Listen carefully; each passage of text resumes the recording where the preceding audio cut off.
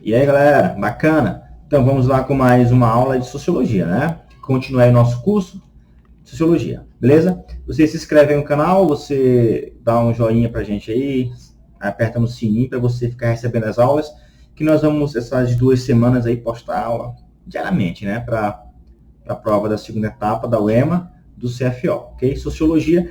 E vai servir também para quem for estudar para outros vestibulares aí, Sociologia, tranquilo? Você baixa aí o nosso material, né? Porque são questões discursivas, comentadas, para você treinar. Aqui na aula vamos responder umas 2, 3 e tal, para a gente pegar mais ou menos o esquema. Tranquilo? Então vamos lá. Assim, você assiste as outras aulas, saiu com o curso completo, né? Essa é a nossa 4ª aula sobre Max Weber. Já falamos sobre início da sociologia, falamos sobre Augusto Comte, positivismo, falamos sobre Durkheim e agora Max Weber. Então, vamos lá. Muito bem. Quando a gente fala do Max Weber, tá? Vamos pegar esse tópico aqui no final, que a sociologia de Max Weber vai ser uma sociologia compreensiva, né? Por que sociologia compreensiva? Porque o Max Weber ele vai tentar buscar compreender o motivo das ações dos indivíduos. E é sempre bom entender Max Weber comparando com Durkheim. Por quê? Porque se lembra que eu falei na aula passada que o Durkheim falava que a sociedade é superior ao indivíduo. Tudo que o indivíduo faz, as ações dos indivíduos são como se fossem padronizadas, como se fossem regras sociais que todos fazem aquilo pelo mesmo motivo. Beleza. O Max Weber não. Ele não vai ter essa visão. Ele não vai generalizar as ações dos indivíduos. Ele vai falar assim, olha, cada ação tem um motivo específico. Por isso que o foco de estudo de Max Weber é uma sociologia compreensiva, ou seja, buscar compreender o motivo das ações dos indivíduos. E nem todos têm as mesmas ações pelo mesmo motivo. Você lembra do exemplo de casamento que eu falei para vocês? Enquanto Durkheim falava que todos casavam porque era uma regra da sociedade, isso é um fato social que é exterior ao indivíduo, é coercitivo e é geral, o Weber fala assim, cada casamento tem um motivo específico. Ou alguém casa, sei lá, porque gosta mesmo, outro para ter uma finalidade com aquilo, tá bom? Então, cada ação tem um motivo específico. É isso que Max Weber faz uma sociologia compreensiva, buscar compreender, tá, o motivo das ações. Então, ele concorda com a impossibilidade de entender os fenômenos sociais em sua totalidade, como fazia o Durkheim, né? Um fenômeno social, acontecimento social para Durkheim, ele só poderia ser compreendido se fosse visto pela sua totalidade. Max Weber não. Ele vai delimitar, né? Ele vai tentar compreender cada ação. Só que é meio complicado, né? Compreender todas as ações. Mas ele vai falar que sim, né? Que toda ação tem um motivo específico. Assim, Weber desenvolveu uma ferramenta de investigação chamada tipo ideal. Escolha, por parte do cientista, de elementos considerados mais relevantes. O que seria o tipo ideal de Max Weber? É o seguinte, porque enquanto o Durkheim fala que existia um padrão, que todos na sociedade faziam as coisas porque seguiam aquele padrão, as regras da sociedade, o Max Weber fala que o máximo que se pode chegar é um tipo ideal, uma coisa que seja mais padronizada, uma média maior, tá? Então, não existe generalização de tudo, existe um tipo ideal, algo que predomina. Por exemplo, o casamento, ele não vai ver como fato social, ele vê como tipo ideal. Tipo ideal para a pessoa que quer construir família e tal, mas não é uma coisa generalizada que todos fazem aqui e tal. Entende? Então, o máximo que se pode chegar é um tipo ideal, ok? Muito bem, algo que predomina, tá? Algo que é considerado mais relevante. Então, ele critica essa proposta de coisificação da sociedade, né? Que o Durkheim falava, que a sociedade é uma coisa, que o fato social é uma coisa que deve ser investigado. Não. O Max Weber, ele faz uma análise, tá?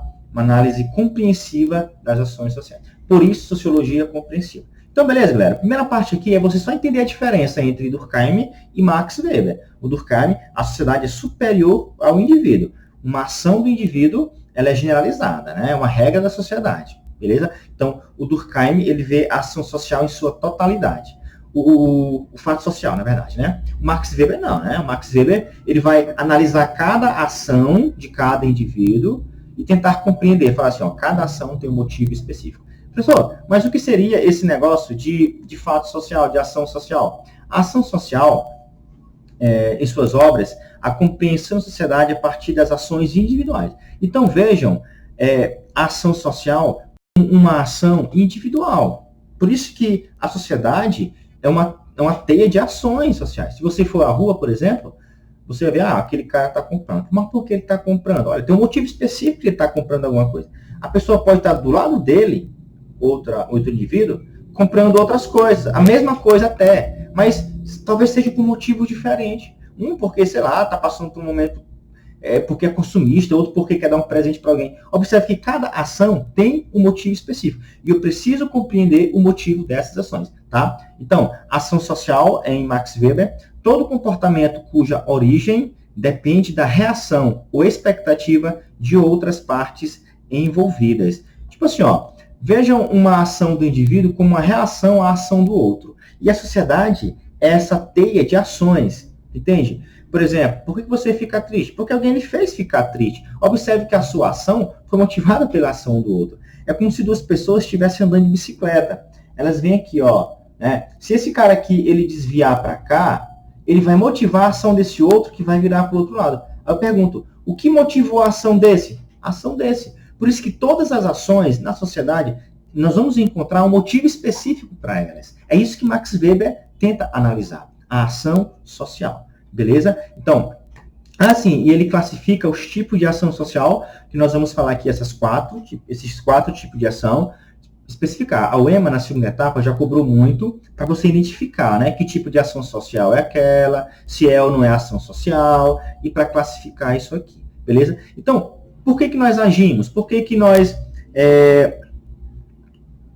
fazemos as coisas na sociedade? Por 4 motivos. A nossa ação social pode ser racional com relação a fins. A nossa ação social ela pode ser racional com relação a valores. Eu posso agir, né, movido pela afetividade, ou eu posso agir movido apenas pela tradição. Beleza? Então vamos compreender cada uma delas. Primeiro, a ação racional com relação a fins. Determinado pelo cálculo racional definido. É quando você faz alguma coisa com um objetivo. Um exemplo que eu coloquei é estudar. Beleza, olha, você está estudando para o vestibular, aquela sua ação está motivada por um objetivo. Então, é uma ação racional, você sabe o que você quer e você tem uma finalidade em fazer aquilo. Então, a ação daquele indivíduo é uma ação racional. Mas todos estudam pelo mesmo motivo? Talvez não. Talvez o cara vai para a escola para ver a gata, por exemplo, porque tem um esquema, uma coisa assim. Beleza? Mas observe que eu não estou generalizando todas as ações, todos os comportamentos. Então, isso que Max Weber fala, cada ação tem o seu motivo específico. Então, exemplos aqui que nós temos, né? Estudar para passar de ano, trabalhar horas extras para ser promovido, se comportar para ganhar recompensas. Tudo isso, né, são características de ações sociais que nós fazemos com relação a fins. Tudo aquilo que fazemos por uma finalidade. Aí o cara fala assim, professor, dá um presente para alguém. Dar um presente para alguém é uma ação social, uma coisa que você está fazendo, né? Sim, é uma ação social. Mas que tipo de ação social é essa? Depende. Talvez tu esteja dando um presente para alguém porque tu quer algo em troca depois. Talvez teu aniversário mês que vem tu queira ganhar outro. Ou, sei lá, talvez tu quer fazer marketing teu para essa pessoa, beleza? Ou movido apenas pela tradição. Ou porque tu gosta da pessoa. Observe que cada ação tem um motivo específico. E é assim que Max Weber classifica as ações sociais. A segunda é que nós estamos vendo aí, é a ação racional com relação a valores. Esta ação está associada aos valores individuais, aos princípios do indivíduo. Ou seja, são aquele tipo de ação que você faz porque é uma coisa bem do seu valor, bem da sua criação. Tá? Por exemplo, ir à igreja, cumprir com a sua palavra, não aceitar suborno. São coisas que você faz, você pensa, são racionais, tá? Mas o critério de você pensar em agir aquilo está sendo o quê? Está sendo os valores pelo qual você internalizou em você, tranquilo? Então, a ação social pode ser racional com relação a fins ou ação racional com relação a valores. Tem uma diferença. Com relação a fins, você pensou e você tem uma finalidade. Com relação a valores, você pensou e você priorizou os seus princípios, beleza? Outro tipo de ação social é a ação afetiva, né? Basicamente se orienta por emoções, de forma irracional, olha só. Agora essa aqui já é irracional, tá? Exemplos de ações racionais: comemorar a vitória de um time, ter ciúme do amigo, da namorada, vingar-se de uma ofensa recebida. Observa que esse tipo de ação aqui, ela é movida pelo sentimento, pela afetividade. Por isso que eu não classifico, por isso que Max Weber não classificou também, né? Ele que classificou, né? Eu estou só reproduzindo aqui a teoria dele. Por isso que Max Weber, ele fala que esse tipo de ação ela não é racional, né? Não é racional. Por quê? Porque é movido pelo sentimento. É quando você chora, por exemplo, é quando você fica triste, é quando você até se vinga de alguém, quando você está com muita raiva. Aquilo, você não está pensando. Aquilo ali é uma coisa da emoção. Por isso que é irracional. Então, uma ação social também, ela pode ser movida pela afetividade. Beleza? A terceira aqui, a quarta, na verdade, é a ação social tradicional, que tem como fonte motivadora os costumes ou hábitos tradicionais, como o próprio nome já diz. Exemplos, né? A utilização de talheres, relaxar aos domingos, ter costume de seus pais ou avós, blá, blá, blá. Aquela historinha, né? Por exemplo, você dá benção para o seu pai, né? Benção pai, benção mãe. Aquilo é uma ação, mas observe que é a tradição da sociedade. E outra coisa que eu quero que vocês percebam aqui. Nós dividimos as ações sociais em duas. As racionais e as que não são racionais. A racional pode ser com relação a fins, né? Ou valores. E nós temos a emocional e a tradicional que não, né? São ações que são movidas não tanto por você pensar em fazer aquilo, ou porque é emoção, ou porque é uma tradição. Lembra do exemplo que eu falei agora há pouco? Você dá presente para alguém. Que tipo de ação social é essa? Se o M. Durkheim fosse fazer uma análise sobre dar presente, ele ia falar que é no fato social e que todos dão o presente pelo mesmo motivo, porque o Durkheim ele generaliza. Para Max Weber, não. Observe que eu tenho que buscar compreender o motivo de cada ação. Talvez eu esteja dando presente utilizando a ação racional com relação a fins. Estou com a finalidade com aquilo. Eu tenho a finalidade com aquilo. Ou simplesmente só porque é uma ação tradicional. Pode ser tradição, entende? Ou uma ação afetiva, porque eu gosto da pessoa. Observe que cada ação tem o seu motivo específico. É isso que Max Weber fala, tá? E essa é a sociologia compreensiva. Buscar compreender o motivo de cada ação social. Beleza, galera? Então fica ligado nesse tópico de ação social, porque o vestibular da UEMA, de segunda etapa, gosta de colocar questões sobre isso aqui, para classificar os tipos de ação, para identificar o que é e que não é ação social. Tranquilo? Então, vamos continuar aqui. Outro estudo de Max Weber é sobre a questão da ética protestante e o espírito do capitalismo. O que é isso, professor? O Max Weber, ele faz uma análise sobre o capitalismo. Mas como que Max Weber ele vê o capitalismo? Na verdade, ele tenta compreender o que gerou o desenvolvimento do capitalismo. Ele vai falar o seguinte, olha, o que gerou o desenvolvimento do capitalismo foi o surgimento de uma nova mentalidade, de uma nova ética, que chama ética protestante. Por quê, professor? Porque a ética católica, na Idade Média, proibia muitas coisas. O lucro, proibia o comércio, ou seja, não contribuía para o desenvolvimento do sistema capitalista. Agora, quando surgem os movimentos protestantes, em especial o movimento calvinista, né? João Calvino falando que os eleitos de Deus são os que prosperam, os que trabalham, e isso vai fazer com que a galera se desligue da Igreja Católica e comece a aderir ao sistema calvinista, à reforma calvinista, e surge uma nova ética, surge uma nova mentalidade. Tá? Agora, que predomina o comércio, que predomina o lucro, que predomina a prosperidade. E isso sim contribuiu para o desenvolvimento do capitalismo. Beleza? Vamos ver aqui. Ó.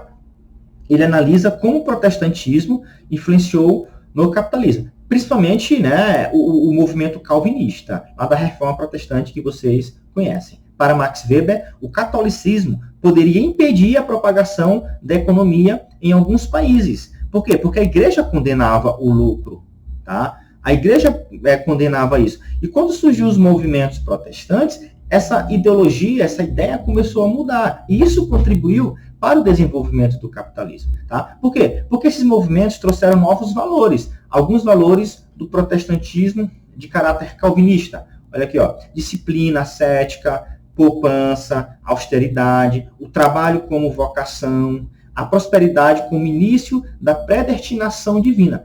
Observe que são ideias, né, são éticas, são valores que contribuem para o desenvolvimento do capitalismo. essas ideias aí não existiam, tá, quando havia o predomínio ideológico da Igreja Católica. É por isso que o movimento protestante ele vai contribuir para o desenvolvimento do sistema capitalista. Então, quais são as características desse espírito do capitalismo? Racionalidade, obtenção do lucro e acumulação de capital. É isso que trouxe essa nova ética que veio com o movimento protestante. Tá? Então, a grande obra dele, na Ética Protestante, Max Weber vai desenvolver isso. Tentar analisar, tentar explicar, né, a partir dos movimentos protestantes, o surgimento de uma nova moral, de uma nova ética, que valoriza o capital, que valoriza o comércio, que contribuiu para o desenvolvimento do capitalismo. Então, saibam fazer essa associação entre movimento protestante e desenvolvimento do capitalista. Beleza? Outra análise de Max Weber são sobre os tipos de dominação, ok? Beleza. O que Max Weber fala sobre dominação? Existem 3 tipos de dominação. A dominação carismática, a dominação tradicional e a dominação legal, racional. A dominação carismática é aquela dominação que o cara domina alguém porque as pessoas têm por ele uma admiração e porque essa pessoa carrega em si um carisma. E nós temos na história diversos exemplos de pessoas, líderes carismáticos, Jesus, Antônio Conselheiro, tá? Pessoas que foram líderes, que dominaram multidões, pessoas, pelo seu carisma, tá? Porque as pessoas atribuíram a ele esse título, né, de líder, pelo seu poder de oratória, pelas suas ideias, né, por ter uma admiração pessoal por eles, beleza? Então nós temos a dominação carismática. Outro tipo de dominação é a dominação tradicional, né, que é baseada na tradição, como o próprio nome diz. É aquele tipo de dominação que não está legitimada em estatutos, mas a pessoa também não é um líder carismático e tal. Pode até ser, né? Mas a pessoa domina os outros pela tradição daquilo. Por exemplo, o pai, né? O pai tem domínio sobre o filho, porque é a tradição da sociedade, de o pai se submeter a ele, respeitar tudo isso, tá? Então, como dominação tradicional, nós temos exemplo aí, um pai, né? Um pai de família. E nós temos também a ação tradicional, né? A ação legal racional. A ação legítima, a dominação legítima, né? Tá falando de ação social, né? Ficou na cabeça. Não, é dominação. Dominação legal racional.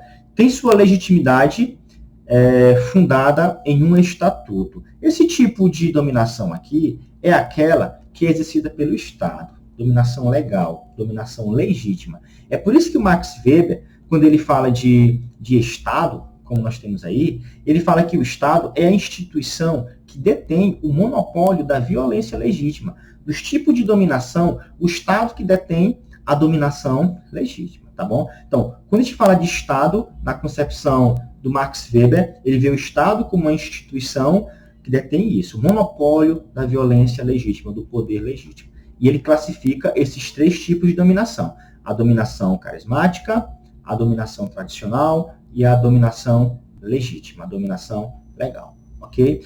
Outra análise aqui que nós temos que fazer do Max Weber é a questão da ciência. Como o Max Weber ele vê a ciência? A ciência, para Max Weber, foi um processo de desencantamento do mundo. O que significa desencantar o mundo? Por que a ciência trouxe um desencantamento do mundo? Porque o Max Weber fala que as pessoas, antes do advento da ciência, desenvolvimento da ciência, eles tinham uma visão encantada, olha só, uma visão encantada do mundo. Tá? Uma visão religiosa, mágica, sobrenatural, transcendental. E quando surge a ciência e seus métodos, explicando os fenômenos, explicando as coisas, essa ideia, tá? Esse encantamento do mundo, ele vai se perdendo, entende? E a ciência agora vai trazendo novas respostas. Então, a ciência, não esqueçam, para Max Weber, o desenvolvimento da ciência foi o processo de desencantamento do mundo, ok? O homem foi abandonando aquela visão religiosa, transcendental, imaginária do mundo e foi buscando agora as respostas na ciência, tá? A ciência foi desencantando a humanidade, tranquilo? Então, para variar, como nós prometemos, né? Vamos ver algumas questões, fazer 2 questões aqui de Max Weber, para a gente entender como é que as provas, né? Essa aqui é da UEMA, tá? 2014, como que a UEMA cobra essas questões. Olha, as revoluções burguesas influenciaram na cientificidade do pensamento sociológico no final do século XVIII, apresentando várias interpretações dos problemas sociopolíticos da época. Destaca-se Max Weber como importante sociólogo alemão, que indicou a ação social como objeto de estudo da sociologia, partindo do princípio de que o indivíduo é o núcleo da análise histórico-comparativa dessa ciência. Por isso, compreensiva, né? Buscar compreender a ação dele. Somente ao indivíduo cabe definir as intenções e a finalidade de seus... Olha só, somente ao indivíduo cabe definir. Então, cada caso, beleza? Não existe um caso específico de uma ação social. Beleza. Diante dessa constatação, apresente uma situação que caracterize o conceito de ação social em Max Weber. Você vai escolher, né? O que você poderia caracterizar como uma ação social. Você poderia até daqui dar um presente para alguém, é uma ação social. Agora, por que eu posso classificar na letra B? Por que eu posso falar que é uma ação social? Aí tem que colocar ali, né? Porque a pessoa dá um presente, né, motivado pela tradição na sociedade, então ação tradicional, ou porque a pessoa tem a finalidade com aquilo, então ação racional, com relação a fins, perceberam? Então, você poderia classificar que tipo de ação, eu não sei, seria uma escolha sua, tá bom? Dizer por que a pessoa comete aquela ação social, beleza? Muito bem, então vocês elaborem aí um textinho bacana explicando essa questão. A segunda questão, observe a charge e a ação do capitão e do marinheiro de não abandonarem o navio em caso de naufrágio. A referida ação pode ser analisada utilizando a tipologia das ações sociais de Max Weber. Beleza. Com base nas informações, faça o que se pede. Ó, tu vê aí que é o marinheiro, tem um capitão dele lá, né, o superior dele e tal, e o navio afundando, ele tirando a água, não é isso? Indique e descreva as características da ação social a qual se refere a ação assim. Você olhando para essa imagem aqui, que tipo de ação social é essa que você vê? É bem complicada, né? É assim que é a prova. É meio complicado você identificar que tipo de ação é essa, classificar esse tipo de ação. Olha, eu escolhi a ação racional com relação a valores. Por quê? Porque esse marinheiro bem aí, ele está tirando a água, ele está pensando, poxa, existe toda uma hierarquia aqui, então eu sou inferior, então eu vou pensar, eu vou fazer isso aqui. Então, observe que o que está motivando ele, além de ser racional, é uma tradição das Forças Armadas, né, de ser submisso ao seu capitão. Beleza? Aí a letra B, justifique sua escolha. Quando ele fala a sua escolha, é porque você pode, nessa alternativa, escolher por que aquilo. Você pode colocar também, é só uma ação tradicional, né, a questão da hierarquia, tá bom? Agora, tu tem que justificar a escolha dessa ação social. Aí isso aí vai ser para vocês, tá bom? Deixa essa atividade aí para vocês. Então, pessoal, observe que Max Weber é um cara bem bacana de estudar, tá bom? E é bem interessante você comparar Max Weber com Durkheim, ok? A questão da ação social e da sociologia compreensiva. Não esqueçam os tipos de ação social, não esqueçam a importância do protestantismo para o desenvolvimento do capitalismo, essa nova mentalidade na ética protestante. Não esqueçam os tipos de dominação, a concepção de Estado, monopólio da violência, da força legítima, tá? Max Weber, e a ciência, que foi o processo de desencantamento do mundo. Beleza, galera? Então, espero que vocês tenham compreendido aí bacana, tá certo? Max Weber, você se inscreve no canal, você baixa aí o material de questões para você treinar e a gente se vê na próxima aula. Então, vamos que vamos. Aquele abraço.